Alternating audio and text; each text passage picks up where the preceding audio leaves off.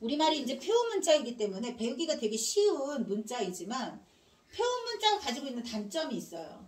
소리 나는 대로 적으면 절대 안 되는 그런 거. 그래서 발음과 표기를 구분하셔야 됩니다. 뭘 구분하라고? 발음과 표기가 다르다는 거.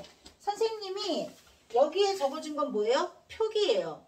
여기에 적는 건 뭐예요? 발음이에요. 근데 우리 말 중에서 소리 나는 대로 그대로 이거 만이라는 글자는 이렇게 적고 이렇게 소리 내잖아요. 그쵸? 근데 나머지 대부분은 소리 나는 대로 적었을 때 표기가 일치하지 않는 거야. 그걸 문법책에서 뭘로 배웠죠?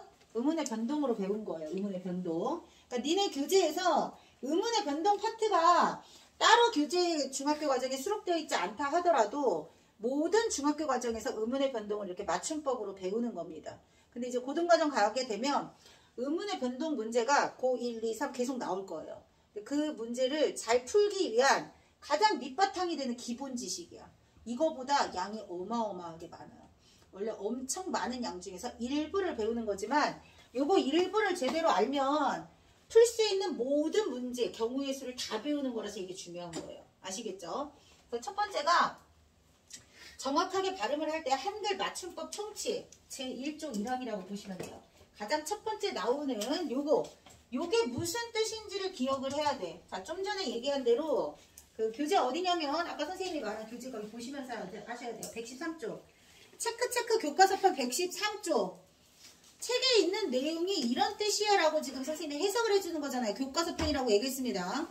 교과서편 113쪽에 나와 있는 거 학교 선생님이 설명해 줄 때 선생님과 똑같은 방식으로 설명하시겠지만 선생님은 지금 내신 대비용 설명에다가 플러스 좀 심화된 내용을 설명하는 거라서 첫 번째 설명이 중요해요. 아시겠죠?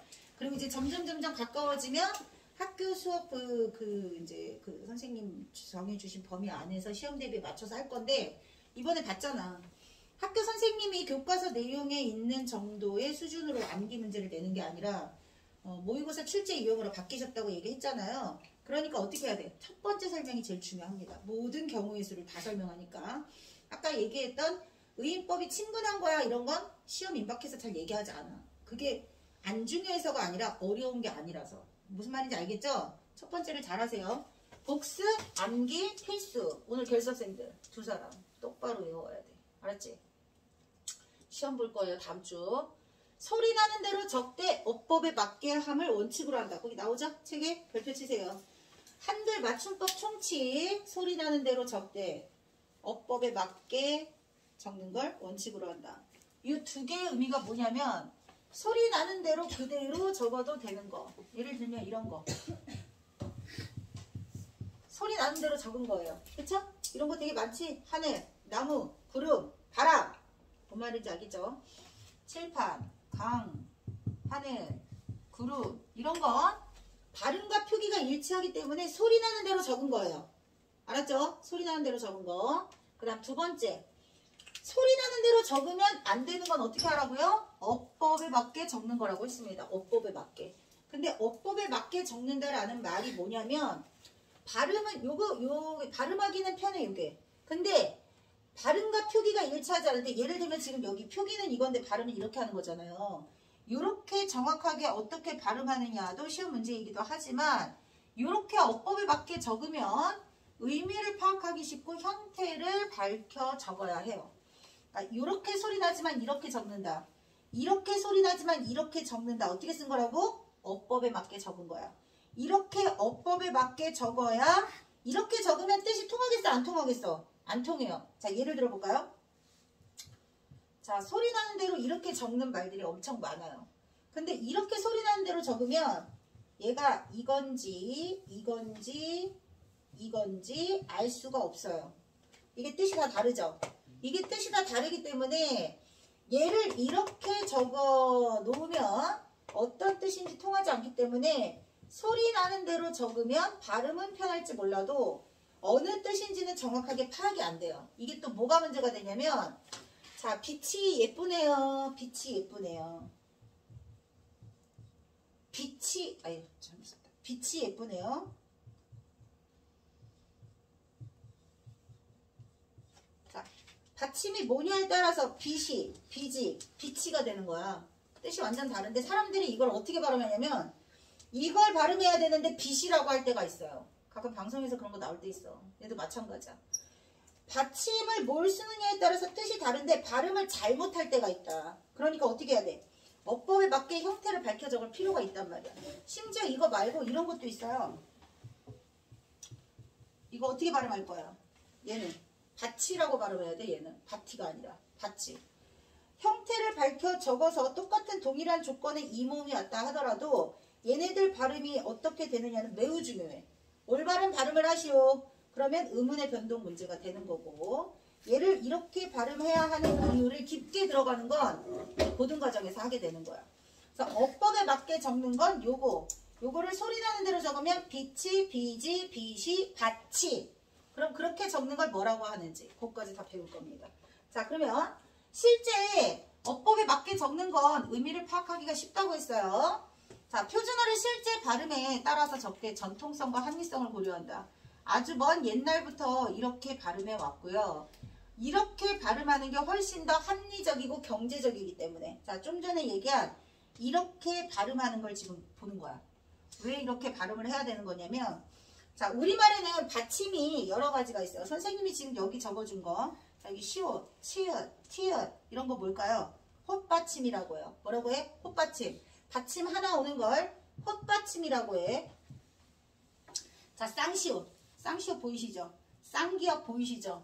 쌍시옷, 쌍기역 이런 것들을 뭐라고 해? 쌍받침이라고 해. 자, 홑받침. 또 그 다음에 뭐라고? 쌍받침. 여기 적어준 거. 자, 이런 것들은 모두 소리 하나로 보는 거예요. 몇 개로 본다고? 소리 하나. 음은 한 개라고 치면 돼. 쌍시옷도 음은 한 개고요. 쌍기역도 음은 한 개야. 이거 전부 다 음은 한 개야. 음운이 자음과 모음을 말하는 거야. 받침에 오는 홑받침과 쌍받침의 발음은 모두 7개로 정해져 있어요. 그 다음 선생님이 겹받침 따로 썼습니다. 여기 겹받침 보이시죠? 겹받침도 마찬가지야. 겹받침도 7개 중에 하나로 발음돼요. 받침은 모두, 자, 겹받침까지. 받침은 모두 몇 개로 발음된다고? 7개로만 발음돼요. 실질적으로 발음되는 받침의 소리는 7개밖에 없어요. 기역, 니은, 디귿, 리을, 미음, 비읍, 이음. 뭐가 빠졌어요? 시옷이 빠졌죠? 시옷이 첫 번째로 나오는 시험 문제예요. 시옷이 빠져있기 때문에. 시옷은 뭘로 발음돼요? 디귿으로 발음돼요. 7개 중에 하나로 발음되는데 얘네들은 이응이 오면 이응으로 소리 나고 리을이 오면 리을로 소리 나요. 근데 받침의 표기가 7개는 아니잖아요. 표기랑 발음 주의하라고 그랬어. 발음만 7개지 표기는 이것도 올 수 있고 이것도 올 수 있고 이것도 올 수 있고 표기는 많죠. 그러면 다른 7개 아닌 다른 나머지 자음은 이 중에 하나로 발음이 돼요. 그러니까 무조건 7개 중에 하나로 발음되는 거야. 자, 첫 번째 원칙. 선지를 봤을 때 받침은 어떤 받침이 온다고? 홑받침, 쌍받침, 겹받침. 뭐가 오든지 간에 상관없이 받침은 모두 7개 중에 하나로 발음돼. 7개로 발음된다. 7개 중에 하나로 발음된다. 그래서 얘네 3개는 어떤 받침이 왔을 때 그 소리를 대표한다 그래서 대표음이라고 합니다. 얘네 뭐라고 해요? 대표음. 그럼 뭘 대표하는 거냐? 여기 적어줬죠? 별표입니다. 받침이 쌍기역이 왔을 때 뭘로 발음됐어요? 기역으로 발음됐죠? 밥. 그 다음에 키역이 왔을 때 뭘로 발음됐어요? 기역으로 발음됐죠? 자, 쌍기역과 키역의 대표음은 기역이에요. 쌍기역과 키역의 대표음은 뭐라고요? 기역이에요. 그럼 기역은 기역으로 소리나. 자, 기역은 기역으로 소리난다. 제 소리값. 제 소리값을 가지고 있는 받침 7개. 니은은 뭘로 발음된다? 니은으로 발음된다. 이런 걸 음운의 변동으로 하면 음절의 끝소리 규칙이라고 해. 음절 끝에서 발음될 수 있는 자음의 개수는 몇 개? 7개. 받침은 어떤 게 올 수 있다고요? 홑받침, 쌍받침, 겹받침. 어떤 받침이 오더라도 7개 중에 하나로 발음된다. 7개는 그 자체가 제 소리값을 가지고 있다. 나머지 쌍기역, 키읔의 대표음 기역, 시옷, 쌍시옷, 지읒, 치읓, 티읒, 티읒의 대표음. 얘가 받침으로 들어가는 단어를 다 알고 있어야겠죠. 선생님이 적어준 건 몇 개 얘가 되는 거예요. 치읓 받침 들어가는 단어가 얼마나 많겠어요? 나 죽는다. 이러실까요? 일어나시면 돼요. 졸리면 일어나세요. 시옷, 쌍시옷, 지읒, 치읒, 티읒, 히읗이 들어가는 단어를 기억하시면 돼요. 얘는 모두 뭘로 소리 난다? 디귿으로 소리 나요. 그럼 피읍은 뭘로 소리 난다? 비읍으로 소리 납니다. 비읍으로. 이러시면 안 되죠. 약 먹고 왔나? 자, 이거 하나 끝났습니다. 그 다음 두 번째. 자, 선생님이 다 중요하기는 하지만 이번에 엄청 제일 이거 문법책 가르칠 때도 얘기했던 거, 모음으로 시작하는 실질적인 의미가 있는 말과 없는 말. 자, 모음으로 시작하는 실질적인 의미가 있는 말은요, 요겁니다. 단독으로 혼자 있어도 실질적인 의미가 뭔지, 이렇게 형태소 있을 때 실질 형태소에 해당하는 거. 실질적인 의미는 없고 문법적인 관계를 나타내거나 뜻을 더하는 형식적인 거. 요거는 형식적인 의미를 가지고 있는 거야. 그래서 실질적인 단어의 의미를 가지고 있는 건 실질 형태소, 실질적인 의미가 없는 건 형식 형태소. 지금까지는 선생님들이 실질 형태소, 형식 형태소 구분하는 건 안 가르쳐 주셨거든요. 근데 또 모르지. 원칙적으로는 그 단어 자체가 실질적인 의미를 가지고 있는 걸 실질 형태소라고 하고요. 실질적인 의미가 없는 건 뭐라고? 형식 형태소라고 합니다. 문법책 어차피 해야 되니까. 형식적인 의미를 가지고 있는 건 조사나 어미를 말하는 겁니다. 조사 또는 어미. 그러니까 조사는 체한 뒤에 붙는 거. 이, 을, 에서, 의. 이 모음으로 시작하는 형식 형태소. 이, 을, 에서, 의. 또 뭐 있죠? 에게, 에. 이런 건 전부 다 모음으로 시작하는 조사입니다. 조사. 그 다음 모음으로 시작하는 실질적인 의미가 없는 어미. 어간 뒤에 붙는 거. 어간 뒤에 붙는 거. 과거 시제. 안. 이런 거. 어미예요. 갔다. 먹었다. 뛰었다. 에서 at은 실질적인 의미가 없어. 먹었다 해서 실질적인 의미를 결정하는 건 뭐야? 먹이에요. 먹. 갔다 해서 실질적인 의미를 결정하는 건 뭐야? 가야. 가. 이런 거. 또는 아서. 어서. 그 다음에 자, 먹은 할 때 이런 거 있죠. 먹은 할 때 은은 어미가 되는 거고, 동생은 할 때 은은 조사가 되는 겁니다. 달라요. 동생은 얘도 실질적인 의미가 없는 말, 먹은 얘도 실질적인 의미가 없는 말. 근데 얘는 명사 뒤에 조사, 어간 뒤에 어미. 알았지? 자, 은도 있고 또 뭐도 있을까? 알아, 어라, 가라, 뛰어라, 먹어라, 이런 것들. 이런 건 전부 다 실질적인 의미가 없는 말들이야. 이번에 확실히 알아도. 실질적인 중심 의미를 가지고 있는 것과 실질적인 의미가 없을 때 받침 발음이 달라요. 아시겠죠? 2번하고 3번하고 너무너무 중요하다 했어요. 자, 그럼 이제 받침이 대표음이 뭐 있다고 그랬어요? 3개 있다고 그랬죠? 받침이 뭐가 오든지 간에 만약에 받침이 시옷이 오면 받침 소리는 시옷으로 난다고 했어? 디귿으로 난다고 했어? 디귿으로 발음된다고 했죠? 시옷은 디귿으로, 치읓도 디귿으로, 쌍시옷도 디귿으로, 쌍기역은 기역으로 외우셔야 돼요. 외워오셔야 돼요. 문제 푸는 거 절대 먼저 들이대시면 안 돼요. 문제 푸는 거 답 맞추는 걸로 점수 절대 안 나온다고 했어. 대표음으로 바뀐 다음에 연음되는 건데, 연음이 뭔지를 알아야 돼. 받침 소리가, 자, 모음 앞에 여기 이제 받침이 있을 거 아니에요. 받침 소리가 뒤에 오는 모음의 첫 소리로 발음되는 것을 연음이라고 해요. 연음. 자, 되게 길지? 받침 자음이 뒤에 오는 모음의 첫 소리로 발음하는 걸 두 글자로 줄이면 연음인 거야. 알았지? 자, 받침 자음이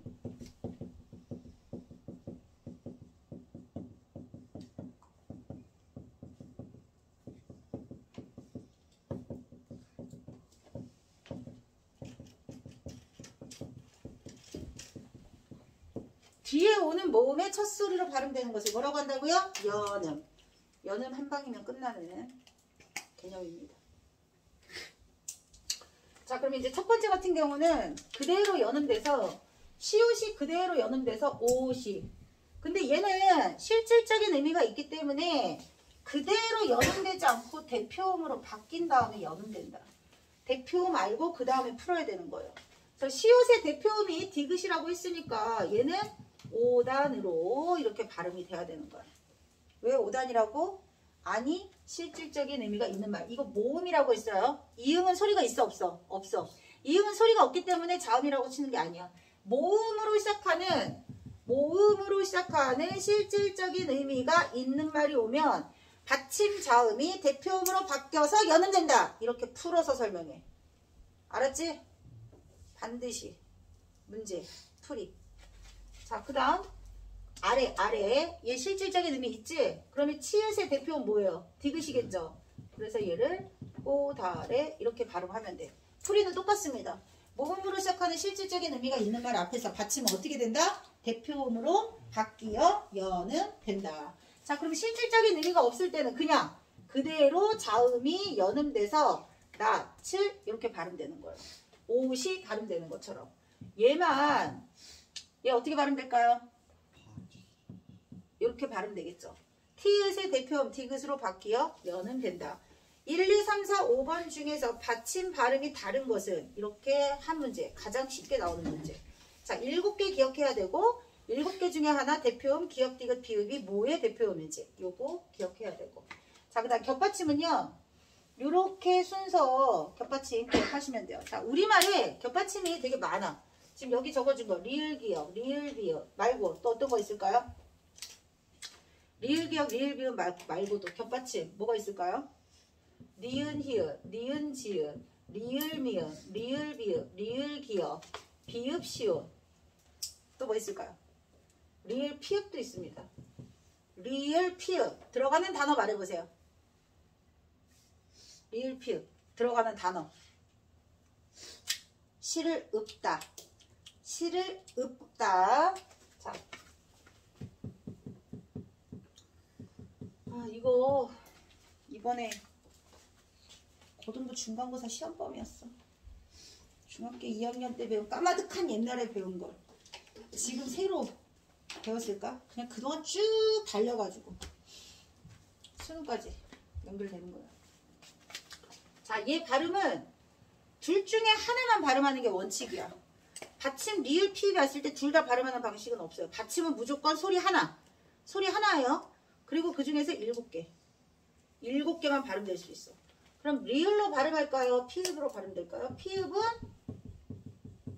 비읍으로 소리 난다고 했잖아. 리을은 사라지고 피읍으로만 발음하는 거야.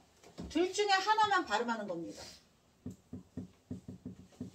발음해보세요.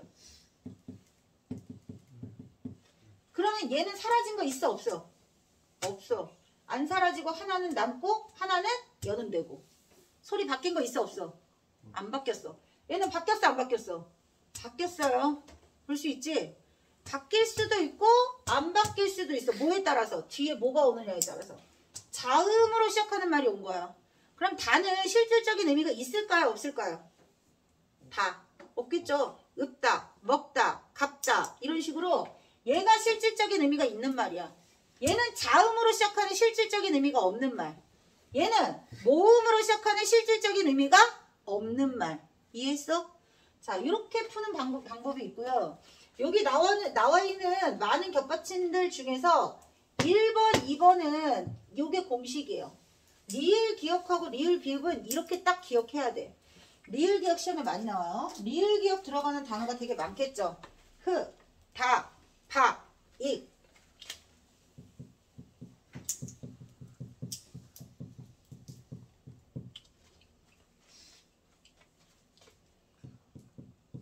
리을 기억 들어가는 단어 많겠죠. 자, 이 중에서 요거 기억 앞에서만 리을로 발음한다. 이거 이 뜻이에요. 겹받침 리을 기억이 기억 앞에서만 리을로 발음한다. 근데 요거는 안 돼. 동사 형용사 할 때만이야. 동사 형용사 할 때만. 자, 예를 들어 볼까요? 밝게, 뒤에 개, 밝기, 읽기. 뒤에 뭐가 오는지 알겠지? 기억이 왔을 때. 읽기, 밝기, 굵기, 그 다음에 읽고, 밝고. 기억이 올 때만 리을로 발음하는 거예요. 근데 얘 기억 오는 말 흙과 리을로 발음돼 기억으로 발음돼. 기억으로 발음되죠? 흙과야. 흙과가 아니라 흙과. 아니고 동사, 형용사일 때만이야. 동사, 형용사일 때만 용언에 활용해서 동사, 형용사일 때만 기억 앞에서 리을로 발음한다. 기억하시고. 자, 그 다음 두 번째 리을 기억 들어가는 건 1번 별표예요. 리을 기억. 리을 기억 발음 엄청 중요해. 이번에 여기서 틀리는 문제 나올 가능성이 있어요. 자, 리을 기읍 겹받침이 오는 단어 중에서 이렇게 4개만 비읍으로 발음하는 거야. 그럼 이 얘기는 밥다, 넓적하다, 넙죽하다, 넙둥글다 빼고 나머지는 뭘로 발음하라는 거야? 기억으로 발음하라, 아니 리을로 발음하라는 거예요. 이것도 마찬가지야. 기억 앞에서 리을로 발음하는 거니까 기억 아닐 때는 뭘로 발음해야 되니? 기억으로 발음해야 되겠죠. 얘 발음 어떻게 하라는 거야? 맞다. 기억으로 발음하라는 거야. 여기 보여? 디귿 앞일 때는 기억으로 발음해. 기억 앞일 때는 뭘로 발음해? 리을로 발음해. 이해했어? 자, 밥다 같은 경우는 이거 활용할 때 똑같아요. 밥다, 밥고, 밥지. 넓적하고, 넓적하지. 활용해도 상관없어요. 하나로 치는 거야. 얘네들만 비읍으로 발음하는 거야. 그러면 얘는 어떻게 발음하겠어요? 얘는 넓게 라고 발음해야겠죠. 기억이니까 여기 요거 4개 아닐 때 4개 아닐 때는 어떻게 발음하라고? 리을로 발음하라고. 리을 기읍 들어갈 때 리을 기읍 또 뭐 있지? 이거 발음해봐. 다들 알다시피 여덟로 발음하겠지. 이걸 여덕으로 발음하는 놈은 없겠죠. 자, 요거 할 때 주의해야 될 게 시험 시간에 자꾸 발음해서 풀려고 하는 공부 안 하는 것들 특징. 발음해서 푸는 게 아니라고 그랬어요. 숙제할 때도 마찬가지야. 지금 적어준 공식 있죠? 공식에 적용해서 푸는 겁니다. 발음은 구려서 안 돼. 발음은 절대 답을 찾을 수가 없어요. 공식에 맞춰서 하세요. 자, 그 다음 이제 3번, 4번은 뭐냐면 겹받침이 왔을 때 탈락하는 경우, 사라지는 거라고 했어요. 둘 중에 하나만 발음하세요. 겹받침 2개 중에, 자, 아까 쌍기역이나 시역 같은 경우는 소리 하나로 치는 거라고 했거든. 근데 이렇게 서로 다른 자음이 받침으로 올 때는 2개의 소리로 치는 거예요. 2개의 소리로. 왜냐하면 얘 혼자 있을 땐 발음이 어떻게 되죠? 이렇게 되겠죠? 리을 사라지겠죠? 근데 만약에 얘를, 자, 얘 발음해보세요. 달기. 자, 하나가 뒤에 올라가. 하나가 뒤에 모음의 첫 소리로 발음되는 게 뭐라고 그랬어요? 자음이, 받침 자음이 뒤에 오는 모음의 첫 소리로 발음되는 게 뭐라고 그랬죠? 연음이라고 했죠? 기억이 연음되니까 리을 기억 중에서 사라진 게 있어요? 없어요? 없어요. 사라진 게 없기 때문에 모두 소리값이 살아있잖아. 이런 건 다 제소리값이야. 겹받침 리을 기억이 제소리값으로 발음되는 경우. 모음으로 시작하는 실질적인 의미가 없는 말이기 때문에 가능한 거예요. 얘 혼자 쓰였을 땐 어떻게 했어? 겹받침 혼자 단독으로 쓰일 때 둘 중에 하나 사라지고 하나만 남는 거예요. 자, 주의해야 될 게 앞에 거 뒤에 거, 앞에 건지 뒤에 건지 구분하는 거 시험에 나와. 자, 암기는 기본이고 암기한 걸 문제에 적용해서 풀이하는 과정. 물론 뭐 쉽게 내시면 땡큐인 거지만 실질적으로 독해할 수 있는 것까지 문제를 낸다 그러면 겹받침은 앞에 거 사라졌는지 뒤에 거 사라졌는지 앞에 거 발음하는 건지 주의해야 돼. 탈락한 게 앞에 건지 뒤에 건지 아니면 발음이 앞에 건지 뒤에 건지. 자, 얘는 앞에 걸로 발음하는 거죠. 앞에 있는 자음으로 발음한다. 뒤에 있는 자음으로 발음한다. 이 뜻이야. 뒤에 있는 자음이 연음된다. 앞에 있는 자음이 사라졌다. 사라진 건지 연음된 건지 발음되는 건지. 3개. 사라진다, 사라진다, 탈락. 발음된다, 하나로 발음된다. 뒤에 걸로 발음된다. 하나가 연음된다. 뒤에 것만 연음된다. 이렇게. 그럼 이거 해볼까요? 자, 이거 발음. 겹받침이 리을 기억이 오면 뭐부터 봐야 된다 그랬어? 뒤에 오는 글자부터 봐야 돼요. 기억 앞에서 뭘로 발음하라고 그랬어? 리을로 발음하라고 그랬죠? 그러니까 얘는 말개로 발음하는 거야. 된소리 되는 건 지금 안 해도 돼. 지금 중요한 건 겹받침이야. 자, 말개가 아니고 말개예요. 요거보다 중요한 게 여기 밑에 있는 거 발음이야. 기억 앞에서 리을로 발음한다. 그 다음 얘는 어떻게 발음할 거예요? 얘가 기억이 아니니까 뭘로 발음해야 돼? 기억으로 발음해야 되겠죠. 그래서 박다야, 박다. 뒤에 된소리 되는 건 지금 중요하지 않아. 나중에 설명. 겹받침부터 먼저 보세요. 그럼 얘 어떻게 발음할 거예요? 지읒이니까. 지읒이니까 기역으로 발음해야겠죠? 국지. 이렇게. 그 다음 얘 어떻게 발음할 거예요? 흑. 자, 요런 건 활용할 때고 요거는 그냥 단독으로 흑, 다. 요런 건 명사일 때야. 용언의 활용일 때만 요거 적용하는 거라고 그랬어. 용언일 때만. 리을 기억 들어가는 용언. 박다, 읽다, 굽다. 몇 개 없어. 박다, 읽다, 굽다. 자, 그 다음 겹받침 뒤에 모음으로 시작하는. 야, 요거는 요거랑 똑같아. 모음으로 시작하는 실질적인 의미가 있는 말과 없는 말. 근데 중요한 건 요거. 값있다, 값없다, 있다, 없다. 얘가 실질적인 의미가 있다는 거. 이거는 그냥 무조건 중요해. 시험에 안 나와도 중요해. 이번에 안 낸다 해도 중요해요. 있다, 없다는 실질적인 의미가 얘는 있어요. 이거 딱 있을 때 얘가 무슨 뜻인지 딱 알 수 있잖아요. 자, 근데 우리가 지금 겹받침 문제를 하는 거잖아요. 겹받침 둘 다 발음되는 경우는 없다고 그랬어. 둘 중에 하나로 발음될 건데 비읍이겠어, 시옷이겠어? 누가 봐도 비읍이에요. 그쵸? 자, 그럼 시옷은 어떻게 될까요? 사라지겠죠. 시옷은 사라지고 뒤에 모음으로 시작하는 말이 오면 받침이 뒤에 오는 모음이 어떻게 된다 그랬죠? 연음된다고 했죠? 가, 빗, 따. 이렇게 발음되는 거야. 가, 빗, 따. 어떻게 됐다고? 하나 사라졌어. 뭐가 사라졌어? 시옷이 사라졌어. 뒤에 오는 받침이 사라졌어요. 뭐 보라고? 앞에 건지 뒤에 건지 보라고 그랬어. 자, 그럼 얘는 어떻게 발음할 거예요? 얘는 다 실질적인 의미가 없는 말입니다. 얘 발음할 때 갑, 시. 자, 요거 하나 알아야 됩니다. 겹받침 둘 중에 하나가 지금 연음됐죠? 모음으로 시작하는 실질적인 의미가 없는 말이었을 때 둘 중에 하나가 어떻게 된다고? 연음된다. 연음된다. 그 다음 여기는 어떻게 된다? 탈락된다. 둘 중에 하나가 탈락할 때 하고 연음된다. 근데 만약에 겹받침 중에서 하나가 연음되는 게 시옷이라고 치자. 시옷은 된 소리로 연음돼요. 시옷은 된 소리로. 그래서 이제 고등부에서 문법 이제 언매 1등급 받는 애들은 고등학교 때 잘해서 1등급이 아니에요. 전체 이 근처 동네 학교 고등학교 다 통틀어서 뭐 해와, 성신, 개성, 상고, 고대 근처 학교들이잖아요. 전체 학교 통틀어서 전교에서 언어 매체, 문법 100점 맞는 사람이 한 학교에 한 명 나올까 말까 해요. 한 학교에 한 명 나올까 말까. 그 정도로 어려워. 근데 고등학교 때 문법을 해서 1등급 받는 게 아니라고 했어요. 고등학교 때 1등급 받을 수 있을 정도만큼을 중학교 때 개념을 잘 암기하면 돼. 근데 그 개념을 암기한 걸 가지고 고등부는 풀이하는 문제가 나오는 거야. 그러니까 암기가 고등학교 때 될 수가 없어요.